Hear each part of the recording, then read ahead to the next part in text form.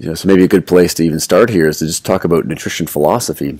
In working with athletes, is there a certain philosophy that you bring to how you like to apply performance nutrition? Yeah, I always say I like to use science and experience to optimize every aspect of performance, recovery, and health through better nutrition, hydration, and sleep. And I throw the word experience in there because, what I always say, you can't do everything in a lab or on the field that you do in a lab. It's just not practical, and it just doesn't work, whether it's schedule, whether it's, field conditions.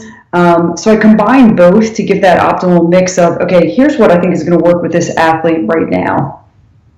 Yeah, it's always fascinating how whether we're talking nutrition, training, medicine, obviously even, what we learn in studies and even reading literature, when it comes time to putting these things in practice, there's always many, many nuances that come up, and it's not exactly how it was in the study or in the textbook. And so it's being able to implement those things with athletes, and of course with elite athletes, there's we run the gamut in terms of compliance of different athletes, and that's a good segue to talk about.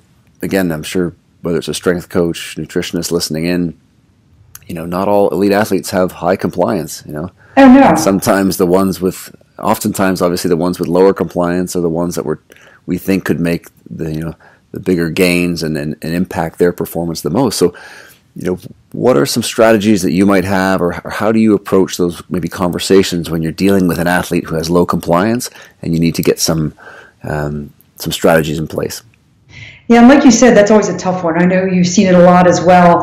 And sometimes I've found that it's because they may not understand how you can help them. So they may have been in this situation before where they never had a nutrition expert. They didn't have someone guiding them. So they think, oh, this is only about weight loss or weight gain. They don't realize all of these different ways that nutrition or hydration can impact their performance on the field and their recovery and how they feel off the field.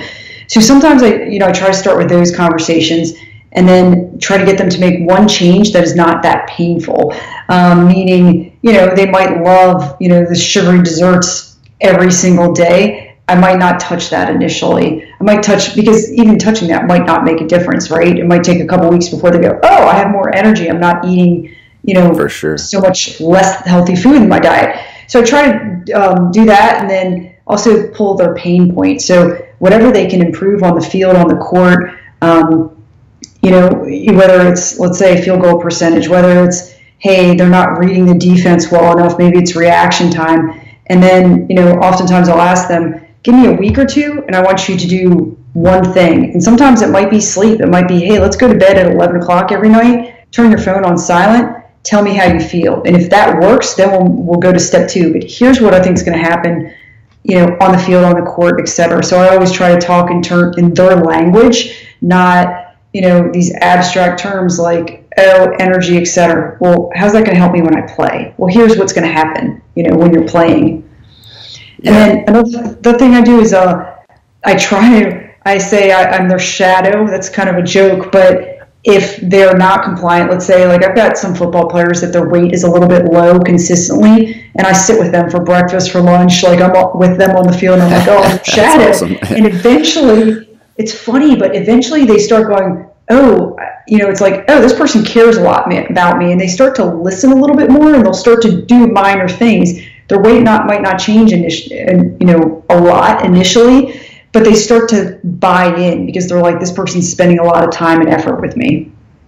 Yeah, it is amazing how that presence, plays such a big role. And as you mentioned, the person realizes you're invested in their outcome, and all of a sudden, oh yeah, those little things you've been saying that you haven't seen much movement on, now all of a sudden you're getting some momentum. And I love the idea, your strategy of obviously really tying it to some outcome some tangible outcome, because I think sometimes even in clinical practice we talk to clients about health, and it's such a nebulous sort of term where it's like, well, how can you improve, how can you affect the one thing in the next 7 days or 14 days, give them something concrete that they can really work around. And so those are terrific tips. And if we obviously pro football, contact sport, we were talking beforehand, like a car crash every week, it's incredible. And this time of year, recovery is obviously massive.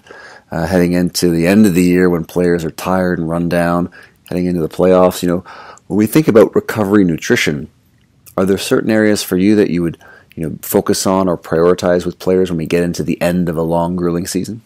Yeah, and it depends here again on the player. And it's funny, like I always joke the offensive line, like I'm like, I don't worry about you guys. You guys eat regular meals. And one of them last week he goes, Marie, some people skip meals. I said, yeah, they skip meals.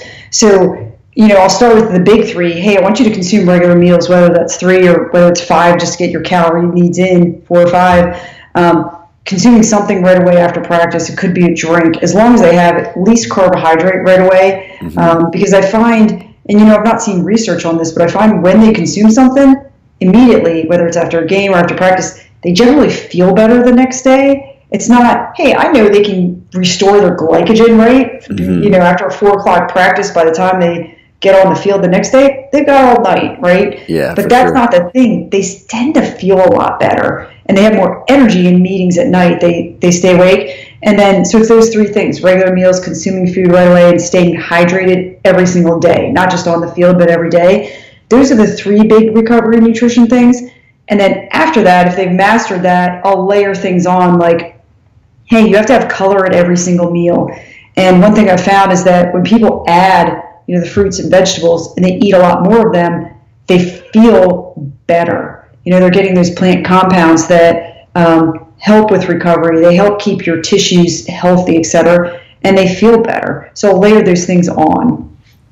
Yeah, it's terrific when you think about, obviously, 2 birds with 1 stone there. When you get the carbohydrates and the hydration after practice with some kind of drink is a terrific strategy. And it is amazing when we look at even polyphenol intake across the board, that in the general population about 50% of polyphenols is from coffee and tea. And so if we get athletes that aren't consuming those, just as you mentioned, I mean, getting that plate to look pretty darn colorful is important, isn't it? To be able to get all those polyphenols in, and yeah, they just tend to feel better, and it's amazing, isn't it, the mindset piece of once somebody feels better, whether it's placebo or not, then other things tend to improve as well, whether it's performance in the field, recovery, even just mindset of facing challenges.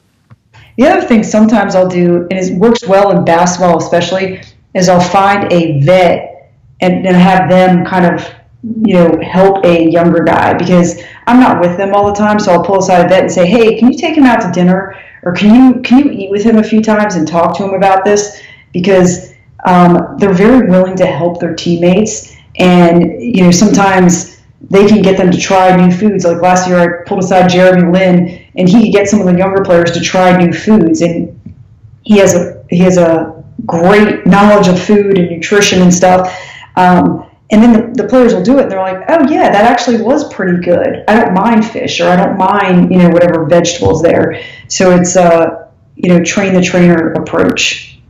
I love that. It's such a human thing, isn't it, to have, a peer or somebody that a young player holds in high regard, and they just see them eating something.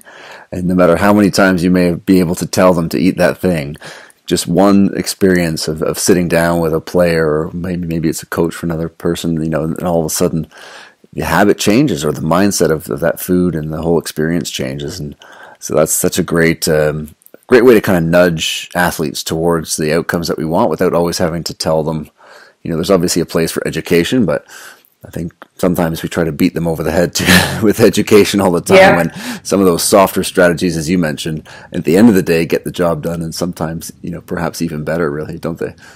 Oh, for sure. And, another one on our team this year, Vince Carter, so I'll use them as examples. Hey, how do you think he's played 22 years?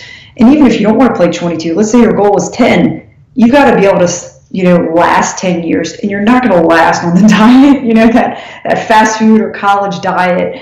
And I'll give multiple examples of, athletes that they look up to and they know.